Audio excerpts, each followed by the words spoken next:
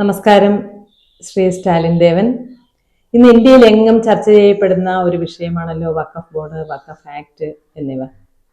അതിനെക്കുറിച്ച് കൂടുതൽ വിശദമായി പഠനം നടത്തിക്കൊണ്ടിരിക്കുന്ന ഒരു വ്യക്തി എന്ന നിലയിൽ അതിന്റെ വിശദാംശങ്ങളിലേക്ക് കടക്കുന്നതിന് മുമ്പ് എന്താണ് മുനമ്പത്തെ യഥാർത്ഥ പ്രശ്നമെന്ന് ചുരുങ്ങിയ വാക്കുകളിൽ ഒന്ന് പറയാമോ?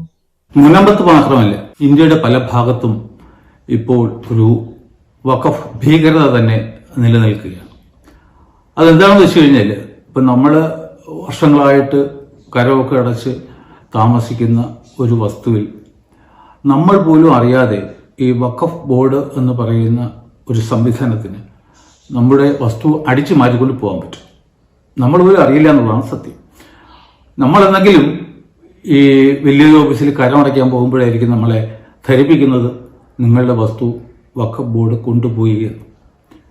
1995 മുൻപ് ഇങ്ങനെ എന്തെങ്കിലും നടപടികൾ അല്ലെങ്കിൽ വഖഫ് അതിനെ സംബന്ധിച്ച് എന്തെങ്കിലും ഡിസ്പ്യൂട്ട് ഉള്ള പക്ഷം അത് വഖഫ് ബോർഡും ഏത് വ്യക്തിയുടെ വസ്തുവാണോ ക്ലെയിം ചെയ്തത് ആ വ്യക്തിയും ഓരോ കക്ഷികളായി ബഹുമാനപ്പെട്ട സിവിൽ കോടതിയുടെ മുന്നിൽ പോയി അവരുടെ പ്രശ്ന പരിഹാരം നടത്തുമായിരുന്നു. എന്നാൽ 1995 പുതിയ വഖഫ് ആക്ട് വന്നപ്പോൾ എന്ത് സംഭവിച്ചു എന്ന് വെച്ചാൽ, അതിനു മുമ്പ് രണ്ട് കക്ഷികളിൽ ഒരു കക്ഷി ആയിരുന്ന വഖഫ് ബോർഡിനെ ഒരു ക്വാസി ജുഡീഷ്യൽ ബോഡി ആയി പ്രഖ്യാപിച്ചിട്ട് അവർക്ക് ഒരു കക്ഷിയായിരുന്ന വഖഫ് ബോർഡിന് തന്നെ സ്വന്തമായിട്ട് ഏത് വസ്തു വേണമെങ്കിലും വഖഫ് പ്രോപ്പർട്ടിയായിട്ട് പ്രഖ്യാപിക്കാനുള്ള അധികാരം കൊടുത്തു. അതിന്റെ അടിസ്ഥാനത്തിലാണ് അവർ ഇന്നിപ്പോ തമിഴ്നാട്ടിലും 6 ഗ്രാമങ്ങൾ ഏറ്റെടുത്തു, മുനമ്പത്ത് വന്നിട്ട് 610 കുടുംബങ്ങളുടെ ഭൂമി ഏറ്റെടുത്തു, താജ്മഹൽ ഏറ്റെടുക്കുന്നു, പാർലമെന്റ് ഹൗസ് ഏറ്റെടുക്കുന്നു. അങ്ങനെ കണ്ണി കണ്ടത് അത്രയും അവർക്ക് വഖഫ് എന്ന് തോന്നുകയൊക്കെ വഖഫാക്കി മാറ്റിക്കൊണ്ടിരിക്കുകയാണ്. അപ്പോ ഈ മുനമ്പത്തെ പ്രശ്നം എന്ന് പറയുന്നത് നമ്മളൊക്കെ കുറെ കെട്ടുകഥകളാണ് ഇതുവരെ കേട്ടിരുന്നത്. ഇന്ന് ആദ്യമായിട്ട് ഞാനാണ് അതിന്റെ 1950 മുൻപുള്ള യഥാർത്ഥ ചരിത്രം പറയാൻ പോകുന്നത്. ഇതുവരെ നമ്മൾ കേട്ടത് 1902 അന്നത്തെ ആയില്യം തിരുനാൾ മഹാരാജാവ് ഒരു സത്താർ സേട്ടുവിന് മുനമ്പം വസ്തു പാട്ടത്തിന് കൊടുത്തിരുന്നുവെന്നും കൃഷി ആവശ്യത്തിനായിട്ട് പാട്ടത്തിന് കൊടുത്തിരുന്നുവെന്നും അങ്ങനെയിരിക്കെ കാലങ്ങൾ കഴിഞ്ഞപ്പോൾ 1948 അദ്ദേഹത്തിന്റെ മകനെന്ന് പറയുന്നവരുണ്ട്, മരുമകനെന്ന് പറയുന്നവരുണ്ട്, മകളുടെ ഭർത്താവ് എന്ന് പറയുന്നവരുണ്ട്. അങ്ങനെയൊക്കെ ഉള്ള ഒരു സിദ്ദിഖ് സേട്ടുവിന് കൊടുത്തു എന്നും സിദ്ദിഖ് സേട്ടു 1950 അത് കോഴിക്കോട്ടെ ഫറൂഖ് കോളേജ് മാനേജ്മെന്റ് കമ്മിറ്റിക്ക് കൊടുത്തു എന്നും ആണ് നമ്മൾ ഇതുവരെ അറിഞ്ഞിരുന്നത്. അപ്പോൾ അങ്ങനെ 1950 നവംബർ മാസം 1-ാം തീയതി സിദ്ദിഖ് സേട്ടു എഴുതിയ പ്രമാണത്തിൽ അതൊരു വഖഫ് ഡീഡാണെന്നാണ് സൂചിപ്പിച്ചിട്ടുള്ളത്. അപ്പോൾ വഖഫ് എന്ന് പറയുന്നത് ഒരു മുസ്ലിം അദ്ദേഹത്തിന് പരിപൂർണ ഉടമസ്ഥതയുള്ള ഏതെങ്കിലും വസ്തുവിന്റെ ഒരു ഭാഗം എന്നേക്കുമായി യാതൊരുവിധ കണ്ടീഷനും പറയാതെ അള്ളാഹുവിലേക്ക് സമർപ്പിക്കുന്നതാണ് വഖഫ്. അപ്പോ ബഹുമാനപ്പെട്ട സുപ്രീം കോടതി പല പല പല പല കേസുകളിലും ആൾറെഡി പറഞ്ഞിട്ടുണ്ട്, ഏതെങ്കിലും ഒരു ഡീഡില് വഖഫ് എന്ന് എഴുതിയിട്ടുണ്ടോ ഇല്ലയോ എന്നല്ലാതല്ല ആ ഡീഡിന്റെ സ്വഭാവം നിർണ്ണയിക്കുന്നത്, മറിച്ച് അതിൽ ആ ഡീഡ് എക്സിക്യൂട്ട് ചെയ്ത ആളിന്റെ മനോനില എന്തായിരുന്നു, എന്നേക്കുമായി അള്ളാഹുവിലേക്ക് ഒരു ദാനം നൽകാനായിരുന്നോ അദ്ദേഹത്തിന്റെ ഉദ്ദേശ്യം അതോ അല്ലായിരുന്നോ എന്നുള്ളതാണ്. അപ്പോൾ ഈ പ്രമാണം നമ്മൾ പ്രഥമ ദൃഷ്ട്യ വായിക്കുമ്പോൾ ഇതൊരു വഖഫ് ഡീഡ് എന്ന് എഴുതിയിട്ടുണ്ടെങ്കിലും അതിന്റെ താഴോട്ട് പോകുമ്പോൾ ഫറൂഖ് കോളേജിന് ക്രയവിക്രയ സ്വാതന്ത്ര്യം നൽകിക്കൊണ്ടാണ് അത് എഴുതിയിരിക്കുന്നത്. അതുകൂടാതെ വീണ്ടും പറയുന്നു, എന്നെങ്കിലും ഒരു കാലത്ത് എന്തെങ്കിലും കാരണവശാൽ ഫറൂഖ് കോളേജിന്റെ പ്രവർത്തനം നിലച്ചു പോകുന്ന പക്ഷം അതിൽ ബാക്കി എന്തെങ്കിലും വസ്തുക്കൾ ഉണ്ടായിരിക്കുകയാണ് എങ്കിൽ അത് ഈ സിദ്ദിഖ് സേട്ടുവിന്റെ തന്നെ പിൻ തലമുറക്കാർക്ക് ലഭ്യമാകും എന്നും പറയുന്നുണ്ടായിരുന്നു. അപ്പോ അത് കാണിക്കുന്നത് അതൊരു വഖഫ് ഡീഡ് ആയിരുന്നില്ല എന്നുള്ളതാണ്. എന്തായാലും 1902 സത്താർ സേട്ടുവിന് 1000 തിരുനാൾ വസ്തു കൊടുത്തതായിട്ട് ഒരു തെളിവും ഇതുവരെ ആരും കണ്ടിട്ടില്ല. ഇതൊക്കെ ഒരു കെട്ടുകഥയാണ്. സിദ്ദിഖ് സേട്ടുവും സത്താർ സേട്ടുവും തമ്മിൽ എന്തെങ്കിലും രക്തബന്ധം ഉള്ളതായിട്ട് ഉള്ള ഒരു രേഖയും ഇതുവരെ തന്നെ വെളിച്ചത്ത് വന്നിട്ടില്ല. അപ്പോ ഇതുവരെ എല്ലാവരും 1950 ശേഷം ഉള്ള കഥയാണ് പറഞ്ഞതെങ്കിൽ ഞാൻ ഡോക്യുമെന്ററി എവിഡൻസിന്റെ അടിസ്ഥാനത്തിൽ 1950 പുറകിലുള്ള പിന്നോട്ടുള്ള വർഷങ്ങളിലൂടെ കടന്നു പോവുകയാണ്. ഒരുപാട് കഷ്ടപ്പെട്ടാണ് നമ്മൾ അന്നത്തെ പല ഡോക്യുമെന്റുകളും സ്വായത്തമാക്കിയത്. അപ്പോൾ ഇന്ന് മുനമ്പത്ത് നടക്കുന്ന പ്രശ്നം എന്ന് പറയുന്നത് ഇതൊരു വഖഫാണോ അതോ അവിടെ 10-35 വർഷമായിട്ട് കരം തീർത്ത് വീടും ഒക്കെ കെട്ടി താമസിച്ചു വരുന്ന ആൾക്കാരുടെ വസ്തു ആണോ എന്നുള്ളതാണ്. പ്രശ്നം എന്താണെന്ന് വെച്ചാൽ ഇന്ത്യൻ ഭരണഘടന അനുശാസിക്കുന്ന നിയമങ്ങളുടെ വെളിച്ചത്തിൽ നാം പരിശോധിക്കുകയാണെങ്കിൽ അത് അവിടെ താമസിക്കുന്ന ആൾക്കാരുടെ സ്വന്തം ഭൂമിയാണ്. മറിച്ച് ഇന്ത്യൻ ഭരണഘടനയുമായി യാതൊരുവിധ ബന്ധവും ഇല്ലാത്ത ശരീഅത്തിലായുടെ കണ്ണിലൂടെ നോക്കുകയാണെങ്കിൽ, അതായത് വഖഫ് ആക്ടിന്റെ കണ്ണിലൂടെ നോക്കുകയാണെങ്കിൽ വേണമെങ്കിൽ അവർക്ക് ക്ലെയിം ചെയ്യാം ഇതൊരു വഖഫ് പ്രോപ്പർട്ടിയാണെന്ന്. കാരണം അതിന്റെ ബേസിക് ഡീഡില് 1950 ഡീഡില് വഖഫ് എന്ന് 2 സ്ഥലത്ത് എഴുതിയിട്ടുണ്ട്. അതിനാൽ ആണ് അവരിപ്പോൾ ഒരു വഖഫ് പ്രോപ്പർട്ടിയാണ് എന്നും പറഞ്ഞ് ക്ലെയിം ചെയ്തിരിക്കുന്നത്. അതിന്റെ കേസുകളും മറ്റു കാര്യങ്ങളും നടന്നു വരികയാണ്. ശരി. 1950 നവംബർ മാസം 1-ാം തീയതി സിദ്ദിഖ് സേട്ട് ഫറൂഖ് കോളേജ് മാനേജിംഗ് കമ്മിറ്റിക്ക് കൊടുത്ത 875-ാം നമ്പർ ആധാരം താങ്കളുടെ അഭിപ്രായത്തിൽ ഒരു വഖഫാണോ? ഞാൻ നേരത്തെ പറഞ്ഞു, ഒരു വഖഫ് ഉണ്ടാക്കുന്ന ആളിന് തന്നെ പ്രത്യേക ക്വാളിഫിക്കേഷൻ ഉണ്ട്. ഒരു പ്രത്യേക പ്രായം കഴിഞ്ഞിരിക്കണം, 18 വയസ്സാണ്.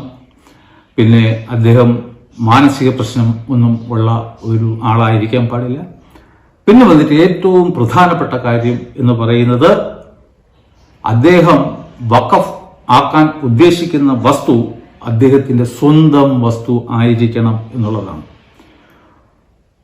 അടുത്തതായിട്ട് ഉള്ള നിബന്ധന എന്ന് പറയുന്നത് വസ്തു എന്നേക്കുമായി അതിന്റെ ഉടമസ്ഥാവകാശം അള്ളാഹുവിന് കൈമാറ്റം ചെയ്യാൻ സന്നദ്ധനായിരിക്കണം.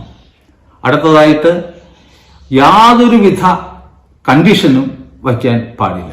അങ്ങനെ ഒരു ഡോക്യുമെന്റ് തയ്യാറാക്കുമ്പോൾ ഒറ്റ കണ്ടീഷനെ വയ്ക്കാൻ പറ്റൂ. അതായത് അദ്ദേഹത്തിന് എന്തെങ്കിലും കടങ്ങൾ ആർക്കെങ്കിലും വീട്ടേണ്ടതായിട്ട് ഉണ്ടെങ്കിൽ അത് വീട്ടിയതിനു ശേഷം മാത്രം ആയിരിക്കും ഈ വഖഫ് ഡീഡ് പ്രാബല്യത്തിൽ വരിക. അങ്ങനെ നോക്കുകയാണെങ്കിൽ ഇവിടെ നമ്പർ 1, സിദ്ദിഖ് സേട്ടുവിന് ഈ വസ്തുവിൽ ഉടമസ്ഥാവകാശം ഉണ്ടായിരുന്നോ ഇല്ലായിരുന്നോ എന്നുള്ളത് ആർക്കും അറിയാൻ പാടില്ല. അടുത്തതായിട്ട് ഇദ്ദേഹം എന്നേക്കുമായി അതിന്റെ ഉടമസ്ഥാവകാശം അള്ളാഹുവിലേക്ക് ട്രാൻസ്ഫർ ചെയ്യാൻ ആഗ്രഹിച്ചിരുന്നില്ല എന്ന് ആ പ്രമാണം തന്നെ കാണിക്കുന്നു. മൂന്നാമതായിട്ട് ഫറൂഖ് കോളേജിന് ക്രയവിക്രയ സ്വാതന്ത്ര്യം അനുവദിച്ചുകൊണ്ടാണ് ആ പ്രമാണം എഴുതപ്പെട്ടത്. അതിന്റെ അർത്ഥം എന്താണ്? അതിന്റെ ആ വസ്തുവിന്റെ ടൈറ്റിൽ ആർക്ക് വേണമെങ്കിലും എന്ന് വേണമെങ്കിലും മാറ്റം ചെയ്യപ്പെടാം എന്നുള്ള വ്യവസ്ഥ. അത് വഖഫിന് വിരുദ്ധമാണ്. വഖഫ് എന്ന് പറയുമ്പോൾ അതിന്റെ ഉടമസ്ഥാവകാശം എന്നേക്കും അള്ളാഹുവിൽ മാത്രം നിക്ഷിപ്തമായിരിക്കും. അതിനാൽ തന്നെ ഞാൻ മാത്രമല്ല, ഇവിടെ വളരെ വലിയ വക്കീലന്മാരും റിട്ടയർഡ് ജഡ്ജിമാരും ഒക്കെ ആ ഒരു പ്രമാണം ഒരു വഖഫ് പ്രമാണം അല്ല എന്ന് പറയുന്നുണ്ട്. അതുകൊണ്ട് നിയമപരമായി നമ്മൾ നോക്കുകയാണെങ്കിൽ ആ പ്രമാണം ഒരു വഖഫ് ഡോക്യുമെന്റ് അല്ല. മുനമ്പത്തെ വസ്തു ഒരു വഖഫാണെന്ന് ഹൈക്കോടതി പറഞ്ഞിട്ടുള്ളതായി പലരും പല ചാനലുകളിലും സോഷ്യൽ മീഡിയയിലും ഒക്കെ പറഞ്ഞു കേൾക്കുന്നു. അതിന്റെ സത്യാവസ്ഥ എന്താണ്? അതിന്റെ സത്യാവസ്ഥയാണ് എന്റെ കയ്യിലിരിക്കുന്ന 2 ജഡ്ജ്മെന്റ്. ഇത് വന്നിട്ട് 1967 OS number 53, original suit number 53, പറവൂർ സബ് കോടതിയുടെ ജഡ്ജ്മെന്റാണ് ഇത്. അതിന് മേലിലെ ഹൈക്കോടതി പുറപ്പെടുവിച്ച 1975 നവംബർ മാസം 1-ാം തീയതിയിലെ ജഡ്ജ്മെന്റും ആണ്. നാം മനസ്സിലാക്കേണ്ട കാര്യം, ഈ ഒറിജിനൽ സ്യൂട്ടിൽ 22 ഇഷ്യൂസ് ഫ്രെയിം ചെയ്തിരുന്നു. അത് ഒരിടത്ത് പോലും ഇതൊരു വഖഫ് പ്രോപ്പർട്ടിയാണോ അല്ലയോ എന്നുള്ള ഒരു ഇഷ്യൂ ഉണ്ടായിരുന്നില്ല. മറിച്ച് ഇതിലുണ്ടായിരുന്ന ഒരു പ്രധാനപ്പെട്ട ഇഷ്യൂ എന്ന് പറയുന്നത് 3-ാമത്തേതാണ്. is the gift deed relied on by the plaintiff binding on the property claimed to be in the possession of the defendants. അതായത് പറവൂർ സബ് കോടതി 1967 പരിഗണിച്ച ഒരു ഇഷ്യൂ എന്ന് പറയുന്നത് ഈ പറയുന്ന ഗിഫ്റ്റ് ഡീഡ് അതുമായിട്ട് ആ കേസിലെ ഡിഫൻഡൻസിന് എന്തെങ്കിലും ബന്ധം ഉണ്ടോ എന്നുള്ളതാണ്. അപ്പോൾ ഈ കേസ് തുടങ്ങിയത് തന്നെ ഇത് ഒരു ഗിഫ്റ്റ് ഡീഡായിരുന്നു എന്നും പറഞ്ഞിട്ടാണ് കോടതി അത് പരിഗണിച്ചതും ഇതൊരു ഗിഫ്റ്റ് ഡീഡ് ആണെന്നും പറഞ്ഞിട്ടാണ്. അതിനുശേഷം 1975 ഹൈക്കോടതി ജഡ്ജ്മെന്റ് നവംബർ 1-ാം തീയതിയിലെ ഡിവിഷൻ ബെഞ്ചിന്റെ ഉത്തരവാണ് ഈ ഇരിക്കുന്നത്. അതിൽ പറയുന്നു the plaint schedule items belong to and are in possession of the plaintiff. അതായത് ഈ കേസിലെ വാദികളുടെ വാദം തന്നെ ഇത് ഫറൂഖ് കോളേജിന്റെ വസ്തുവായിരുന്നു എന്നും അത് അവരുടെ കൈവശം ആയിരുന്നു എന്നും ആണ്. അതിനുശേഷം പറയുന്നു Siddique said in his turn transferred the entire area of 404.76 acres to the west of the canal to the plaintiff. Siddique Sait ഈ 404.76 ഏക്കർ പെരയിടം ഫറൂഖ് കോളേജിന് കൊടുത്തു എന്ന് പറയുന്നു. അതിനുശേഷം ഏറ്റവും പ്രധാനപ്പെട്ട ഒരു കാര്യം എന്ന് പറയുന്നത് 11ാമത്തെ ഖണ്ഡികയുടെ അവസാന ഭാഗത്താണ്. അതായത് we are also of the opinion that Siddiq Said, who wanted to make a generous gift to the college, ഒരു വലിയ സമ്മാനം കോളേജിന് കൊടുക്കാൻ ആഗ്രഹിച്ചിരുന്ന സിദ്ദിഖ് സേട്ടു എന്നാണ്, would not have thought of including any property which was not included in his title deed or which was not in his actual possession. അതിനാൽ ആ ഡീഡില് തന്റേതല്ലാത്ത എന്തെങ്കിലും വസ്തു അദ്ദേഹം ഇൻക്ലൂഡ് ചെയ്യും എന്ന് ഈ കോടതി വിശ്വസിക്കുന്നില്ല എന്നാണ് പറഞ്ഞത്. അല്ലാതെ ഹൈക്കോടതിയോ പറവൂർ സബ് കോടതിയോ ചരിത്രത്തിൽ ഒരിക്കൽ പോലും ഇതൊരു വഖഫ് പ്രോപ്പർട്ടി ആണെന്ന് പറഞ്ഞിട്ടില്ല. മറിച്ച് ഇത് ഇഷ്ടദാനമായി ഫറൂഖ് കോളേജിന് കിട്ടിയ വസ്തു എന്നാണ് പറഞ്ഞിട്ടുള്ളത്. ഇപ്പൊ നേരത്തെ ചോദിച്ചതുപോലെ ഒക്കെ സോഷ്യൽ മീഡിയയിൽ സംസാരിക്കുന്നതെന്ന് വെച്ച് കഴിഞ്ഞാൽ ഇപ്പൊ എല്ലാവരും ജഡ്ജ്മെന്റ് വായിച്ചിട്ടല്ലല്ലോ ഇരിക്കുന്നത്, അവരെയൊക്കെ പറ്റിക്കാൻ വേണ്ടി മാത്രമാണ് അങ്ങനെയുള്ള വീമ്പ് പറച്ചിലൊക്കെ നടത്തുന്നത്. ഈ വിഷയത്തിൽ വളരെയധികം പഠനം നടത്തിക്കൊണ്ടിരിക്കുന്ന അങ്ങേക്ക് ഇതിനെക്കുറിച്ച് കുറെ പുതിയ തെളിവുകൾ കൂടി കിട്ടിയിട്ടുണ്ടെന്ന് പറയുന്നു. ആ തെളിവ് എന്താണ്? ആ തെളിവിന്റെ പ്രാധാന്യം ഇവിടെ എന്താണ്?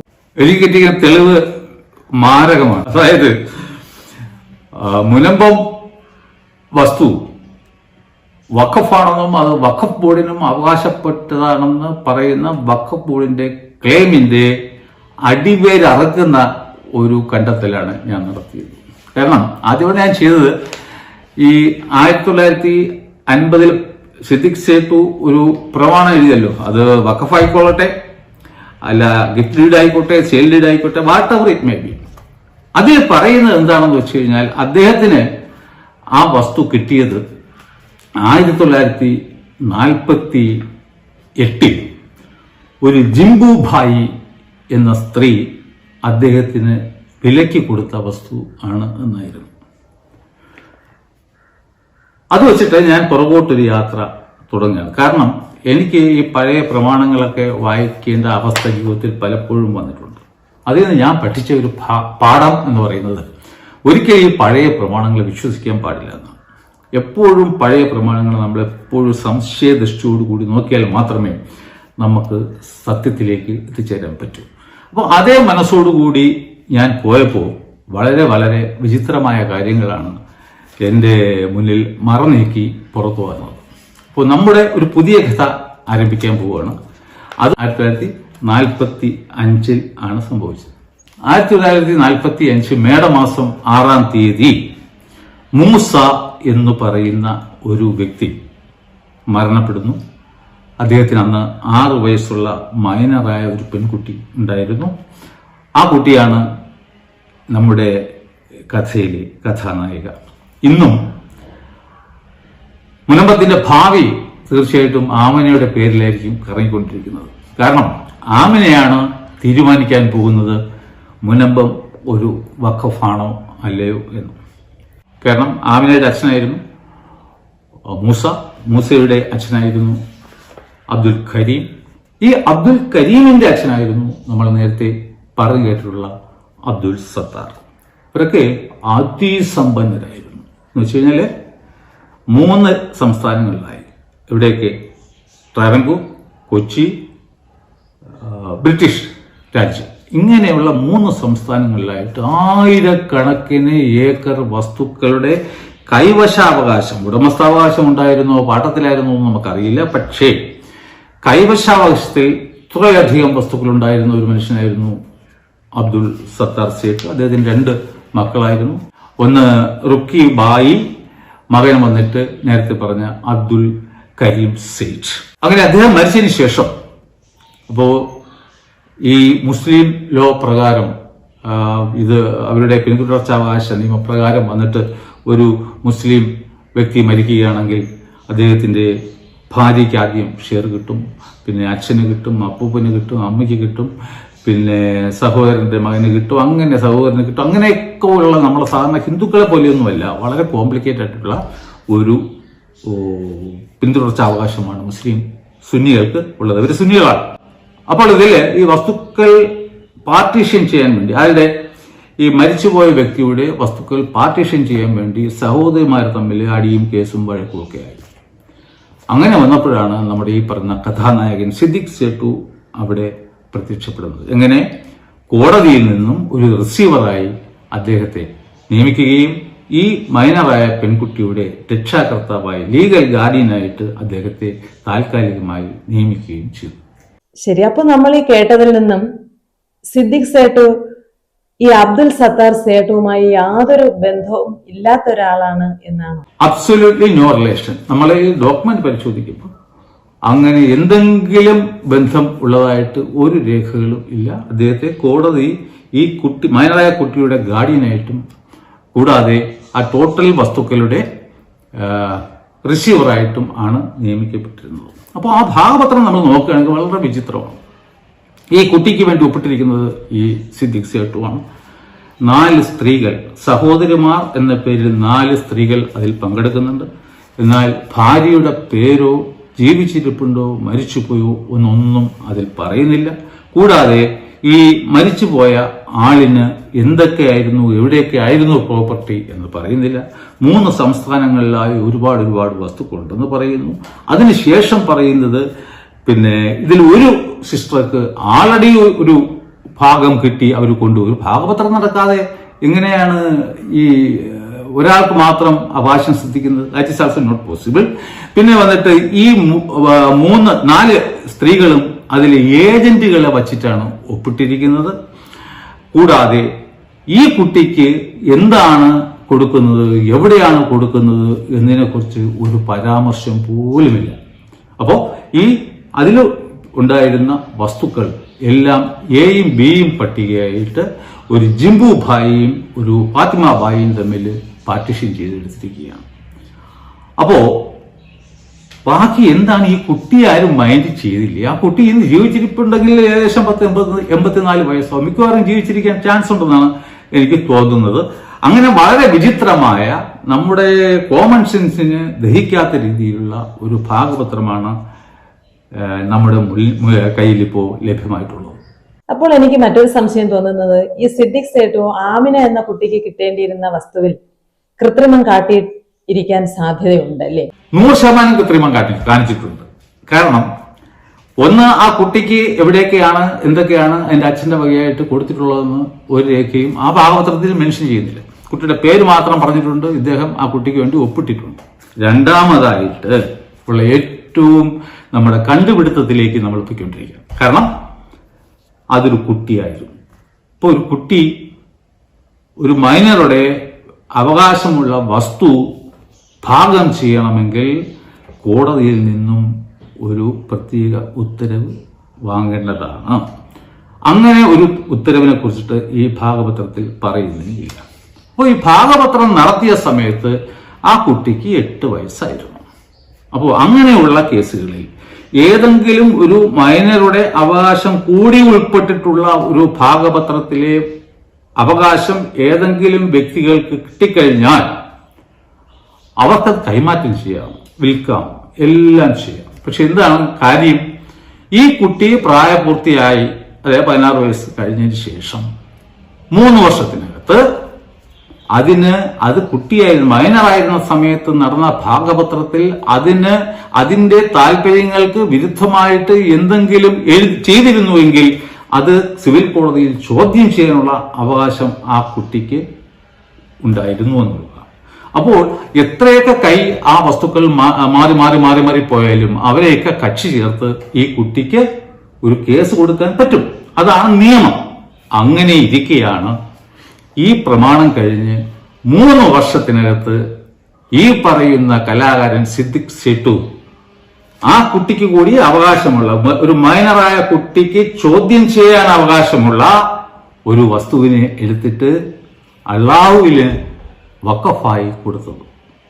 ഈ അടുത്ത ഇടയ്ക്ക് AP അഹമ്മദ് മാഷിന്റെ ഒരു ഇന്റർവ്യൂ ഞാൻ കണ്ടായിരുന്നു. അതില് ഫറൂഖ് കോളേജ് അന്ന് 1 ലക്ഷം രൂപ കൊടുത്താണ് ഈ വസ്തു വാങ്ങിയതെന്ന് പറയുന്നു. അതിനുള്ള രേഖകൾ അവിടെ കാണും. അപ്പോ ഇദ്ദേഹം അത് വഖഫാണെങ്കിൽ അത് 100% തെറ്റാണ്. കാരണം as on that date 1950 November മാസം 1-ാം തീയതി അദ്ദേഹത്തിന് പരിപൂർണ അവകാശം ഉള്ള വഖഫ് ഉണ്ടാക്കാൻ. കാരണം എന്താണ്? വഖഫ് ഉണ്ടാക്കാൻ തിരിച്ചു വരുന്നില്ല. ഈ കുട്ടിക്ക് പ്രായപൂർത്തി തികയുന്ന സമയത്ത് അള്ളാഹുവിനെ പ്രതിയാക്കിയിട്ട് കേസ് കൊടുക്കാൻ പറ്റത്തില്ല. അപ്പോഴും പറയും once a waqf always a waqf. അതുപോലെയല്ല മനുഷ്യർക്ക് കൈമാറ്റം ചെയ്യണം. മനുഷ്യർക്ക് കൈമാറ്റം ചെയ്തു കഴിഞ്ഞാൽ അവർക്കെതിരെ അവരെ കക്ഷി ചേർത്തുകൊണ്ട് കേസ് കൊടുക്കാം. അവർ ആൻസറബിൾ ആണ്, റെസ്പോൺസിബിൾ ആണ്. പക്ഷെ അള്ളാഹയെ പ്രതിയാക്കി കേസ് കൊടുക്കാൻ പറ്റൂ.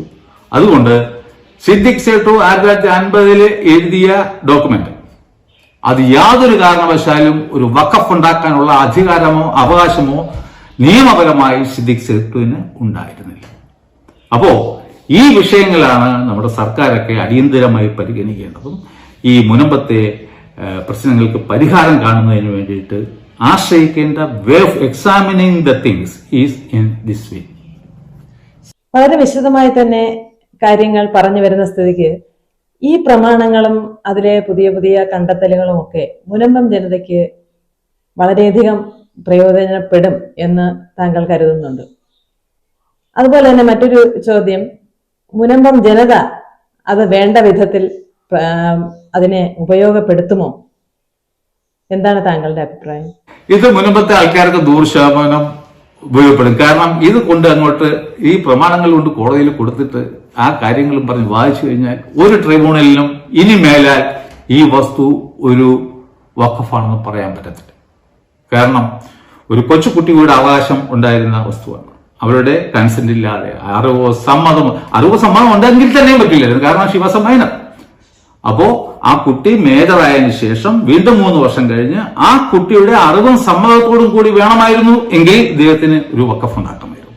അല്ലാത്തടത്തോളം കാലം ഈ പ്രോപ്പർട്ടി ഒരു വഖഫാണെന്ന് ഇനി വഖഫ് ബോർഡിന് പോലും പറയാൻ സാധ്യമല്ല. അവരുടെ എല്ലാവരുടെയും വായ മൂടിക്കെട്ടുന്ന ഒരു കണ്ടെത്തലാണ് ഇത് 100% മുനമ്പംകാരെ സഹായിക്കും. പക്ഷേ എനിക്കൊരു കാര്യം പറയാനുള്ളത്, അവര് നിയമപരമായ മാർഗത്തിൽ കൂടി യാത്ര ചെയ്യുന്നതിനും പകരം അവർ ഈ പബ്ലിക് സപ്പോർട്ടും പബ്ലിക് ഇൻട്രസ്റ്റും പിന്നെ ഈ ഇഷ്യൂവിനെ രാഷ്ട്രീയവൽക്കരിക്കാനും ഒക്കെയാണ് കൂടുതൽ താല്പര്യം കാണിക്കുന്നതെന്നാണ് എന്റെ അനുഭവത്തിൽ നിന്ന് എനിക്ക് മനസ്സിലായിട്ടുള്ളൂ. കാരണം ഞാൻ 4 മാസമായിട്ട് അവർ അടിയന്തരമായി ചെയ്യേണ്ട ഒരു കാര്യം ഞാൻ പറഞ്ഞിരുന്നു. അവർ ട്രിബ്യൂണലിൽ പോയിട്ട് എത്രയും പെട്ടെന്ന് ഒരു അപ്പീൽ കൊടുക്കുന്നു. അത് ഇതുവരെ അവർ ശരിയാത്തിട്ടില്ല. പക്ഷെ അതുകൊണ്ട് ഈ ഡോക്യുമെന്റ് ഇതൊക്കെ നമ്മൾ കേട്ടു അറിയാം, നമ്മളെ തലേനെ അടിയിൽ വച്ചുകൊണ്ട് ഇരുന്നാൽ മുനമ്പംകാർക്ക് ആ ഒരു ഉപയോഗം ഉണ്ടാവില്ല. അതുകൊണ്ട് അവർക്ക് വേണമെന്നുണ്ടെങ്കിൽ ഞാൻ ഇനി അങ്ങനെ പറയും. കാരണം ഞാൻ ഒരുപാട് 4 മാസമായിട്ട് റിക്വസ്റ്റ് ചെയ്യുകയാണ്. പക്ഷെ അവർ പുല്ല് വിലയെ കൊടുത്തിട്ടുള്ളൂ. അതുകൊണ്ട് ഞാൻ അവരോട് പറയുന്നത്, നിങ്ങൾക്ക് വേണമെങ്കിൽ മാത്രം ഈ ഡോക്യുമെന്റുകൾ അടിയന്തരമായിട്ട് ട്രിബ്യൂണലിൽ ആ കേസിൽ കക്ഷി ചേർന്നത് പ്രൊഡ്യൂസ് ചെയ്യുക. ഈ രീതിക്കുള്ള വാദം ചെയ്യുക. ഡീറ്റെയിൽസ് എന്തെങ്കിലും വേണമെന്നുണ്ടെങ്കിൽ നിങ്ങളെ വക്കീലിനോട് പറഞ്ഞ് എന്നോട് ബന്ധപ്പെടാൻ പറഞ്ഞു കഴിഞ്ഞാൽ I will be always at his disposal.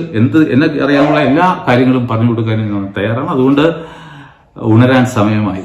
പന്തം കൊളുത്തു, നിരാഹാരം കിടക്കൂ, സമരം ചെയ്യൂ, ഇതൊക്കെ ചെയ്യണം. പക്ഷേ ആദ്യം ചെയ്യേണ്ടത് നിങ്ങൾ വഖഫ് ട്രിബ്യൂണലിൽ പോയിട്ട് അപ്പീൽ കൊടുക്കുക എന്നുള്ളതാണ്. ഇല്ലാത്ത പക്ഷം വലിയ വില കൊടുക്കേണ്ടി വരും എന്നുള്ളതിന് യാതൊരു സംശയമില്ല. ഓക്കെ, ഇത്രയും നേരം സംസാരിച്ചതിൽ നിന്നും വളരെ വിശദമായി ഇതിന്റെ കാര്യങ്ങൾ വളരെ ചുരുങ്ങിയ സമയത്തിനുള്ളിൽ താങ്കൾ സംസാരിച്ചു കഴിഞ്ഞു. അവസാനമായി ഒരു ചോദ്യം കൂടി. മുനമ്പം ജനതയോടും വഖഫ് ബോർഡിനോടും സർക്കാരിനോടും രാമചന്ദ്രൻ നായർ കമ്മീഷനോടും താങ്കൾക്ക് താങ്കളുടെ വിലയേറിയ വാക്കുകളിൽ എന്തൊക്കെയാണ് പറയാനുള്ളത്? അതിനു മുമ്പ് കഴിഞ്ഞ ചോദ്യത്തിനുള്ള മറുപടിയിലെ ഒരു കാര്യം ഞാൻ വിട്ടുപോയി. അതായത് 2010 നവംബർ മാസം 23 ബഹുമാനപ്പെട്ട സുപ്രീം കോടതി ഒരു വിധി പുറപ്പെടുവിക്കുകയുണ്ടായി. അതിൻ്റെ അധ്യക്ഷൻ വന്നിട്ട് ജസ്റ്റിസ് കജ്ജു ആയിരുന്നു.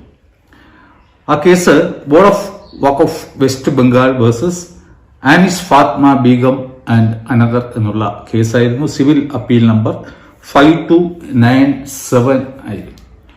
ആ ജഡ്ജ്മെന്റിന്റെ 8ഉം 10ഉം ഖണ്ഡിക ഞാൻ ഒന്നിവിടെ വായിക്കാൻ പോവുകയാണ്, ഒന്ന് ശ്രദ്ധിച്ച് കേൾക്കുക.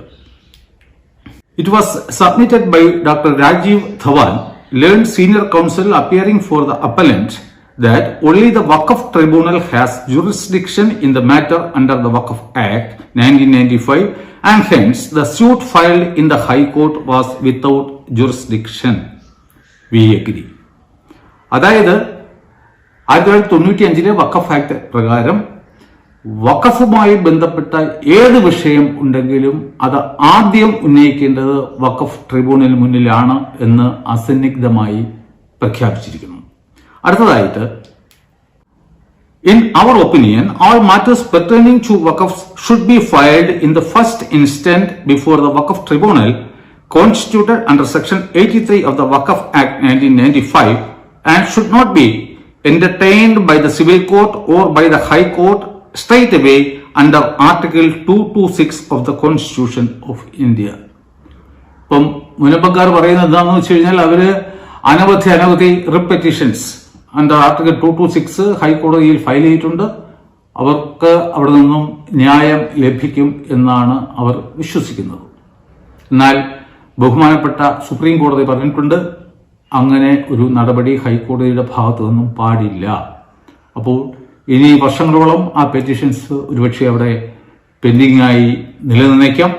അവസാനം വഖഫ് ബോർഡിന് വേണ്ടി ഹാജരാകുന്ന വക്കീൽ ഈ ജഡ്ജ്മെന്റ് കോട്ട് ചെയ്ത് കഴിഞ്ഞാൽ അവർ ഹൈക്കോടതിയിൽ ഫയൽ ചെയ്ത ഒരു റിട്ട് പെറ്റീഷനിൽ നിന്നും അവർക്ക് ഒന്നും തന്നെ ലഭിക്കുന്നത് അല്ല എന്ന് എനിക്ക് അസന്നിഗ്ധമായി ഇത്തരണത്തിൽ പറയാൻ കഴിയും. ഇനി ഇപ്പോഴത്തെ ചോദ്യത്തിലേക്ക് വരാം. അതായത് നാം മനസ്സിലാക്കേണ്ടത്, ഒരു വസ്തു വഖഫ് പ്രോപ്പർട്ടിയാണോ അല്ലയോ എന്ന് തീരുമാനിക്കാൻ ഇന്ന് ഇന്ത്യയിൽ അധികാരപ്പെട്ട 2 സ്ഥാപനങ്ങളെ ഉള്ളൂ എന്ന് നാം മനസ്സിലാക്കണം. ഒന്ന് വന്നിട്ട് വഖഫ് ബോർഡ്, രണ്ടാമതായിട്ട് വഖഫ് ട്രിബ്യൂണൽ.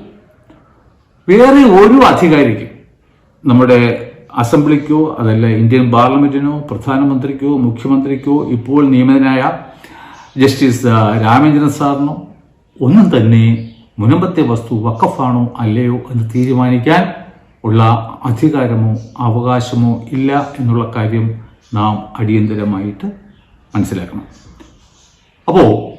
ഇപ്പോൾ ജസ്റ്റിസ് രാമചന്ദ്രൻ സാറിന്റെ കമ്മീഷനിൽ അതിന്റെ ടേംസ് ഓഫ് റെഫറൻസിൽ ഞാൻ ഇപ്പോൾ നടത്തിയ പഠനങ്ങൾ കൂടി ഉൾപ്പെടുത്തണം. എന്തിനാണെന്ന് വെച്ച് കഴിഞ്ഞാൽ 1950 നവംബർ മാസം 1 സിദ്ദിഖ് സേട്ടു എഴുതിയ ആ പ്രമാണം വഖഫ് ഡീഡാണ്. ആണ് എങ്കിൽ അദ്ദേഹത്തിന് അത് വഖഫ് ഡീഡായി എഴുതാനുള്ള അധികാരം അവകാശം ഉണ്ടായിരുന്നു. അവിടെ ഒരു മൈനറായ പെൺകുട്ടിയുടെ അവകാശ ലംഘനം നടന്നിട്ടുണ്ടോ? രണ്ടാമതായി, അല്ല, അതൊരു ഗിഫ്റ്റ് ഡീഡ് ആയിരുന്നു. അതിനെ നിയമത്തിന്റെ കണ്ണിലൂടെ വിശദമായി അപഗ്രഹിച്ചതിന് ശേഷം അദ്ദേഹത്തിന്റെ റിപ്പോർട്ടിൽ അതിനെക്കുറിച്ച് ഒരു പ്രത്യേക ഫൈൻഡിങ് നടത്തണം. അതിനുശേഷം വേണമെങ്കിൽ ഉന്നതതല യോഗമോ സർവകക്ഷി യോഗമോ ഏത് ടൈപ്പിലുള്ള നടപടികളും സ്വീകരിച്ച ശേഷം ബന്ധപ്പെട്ട എല്ലാ കക്ഷികളും ഒത്തുചേർന്ന്, ഇത് അള്ളായെ കൂടി ബാധിക്കുന്ന ഒരു പ്രശ്നമാണ്. അവിടെ കള്ളമോ കപടമോ ചതിയോ ഒന്നും തന്നെ വരാൻ പാടില്ലാത്തതാണ്. ആ കാര്യം എല്ലാവരും മനസ്സിലാക്കി നിയമപരമായി ഇന്ന് നമ്മുടെ ഇന്ത്യ മഹാരാജ്യത്ത് നമ്മുടെ ഭരണഘടനയുടെ അടിസ്ഥാന തത്വങ്ങളിലൊന്ന് നിയമവാഴ്ചയാണ്. ഇപ്പോൾ ഭാഗ്യത്തിന് ഒരു റിട്ടയർഡ് ആക്ടിംഗ് ചീഫ് ഓഫ് ഹൈക്കോർട്ടാണ് നമ്മുടെ കമ്മീഷൻ ചെയർമാൻ. അപ്പോൾ അദ്ദേഹത്തിൻ്റെ നേതൃത്വത്തിൽ തന്നെ ഈ വിഷയങ്ങളൊക്കെ പഠിച്ച് എല്ലാ ഈഗോകളും മാറ്റിവെച്ച്, മുനമ്പങ്കാലം മാറ്റിവെക്കുക, വഖഫ് ബോർഡ് മാറ്റിവെക്കുക. നമ്മുടെ സമൂഹം നിലനിൽക്കേണ്ടതാണ്. ഇവിടെ മതസ്പർദ്ധ ഉണ്ടാവാൻ പാടില്ല. അത് വരും തലമുറകളെ കൂടി ബാധിക്കുന്ന ഒരു വലിയ കാര്യമാണെന്ന് മനസ്സിലാക്കി ഈ വിഷയത്തിന് നിയമപരമായി ഒരു ഫുൾ സ്റ്റോപ്പ് എന്നേക്കുമായി ഇടാൻ ഉള്ള നല്ല മനസ്സ് എല്ലാവർക്കും തോന്നും എന്ന് ഞാൻ പ്രതീക്ഷിക്കുന്നു. എൻ്റെ ഈ പ്രവർത്തനം, മുനമ്പങ്കാർക്ക് വേണ്ടിയുള്ള ഈ പ്രവർത്തനം ഞാൻ ഇവിടെ അവസാനിപ്പിക്കുകയാണ്. എല്ലാം വിധി പോലെ വരട്ടെ. വേളാങ്കണ്ണി മായയുടെ മുന്നിൽ എൻ്റെ ഈ ഫൈൻഡിങ്സ് എല്ലാം സമർപ്പിച്ചുകൊണ്ട് ഞാൻ ഈ വിഷയത്തിൽ നിന്നും പിന്മാറുകയാണ്. നന്ദി, നമസ്കാരം. വളരെ സന്തോഷം. മുനമ്പം ജനത അവസരത്തിന് തുയർന്ന് ഈ കണ്ടെത്തലിന്റെ പ്രാധാന്യം മനസ്സിലാക്കി പ്രവർത്തിക്കുമെന്നും സർക്കാരും വഖഫ് ബോർഡും സത്യം മനസ്സിലാക്കി മുനമ്പത്തിന്മേലുള്ള വഖഫ് ബോർഡിന്റെ ക്ലെയിം പിൻവലിക്കുമെന്നും നമുക്ക് പ്രത്യാശിക്കാം. നന്ദി.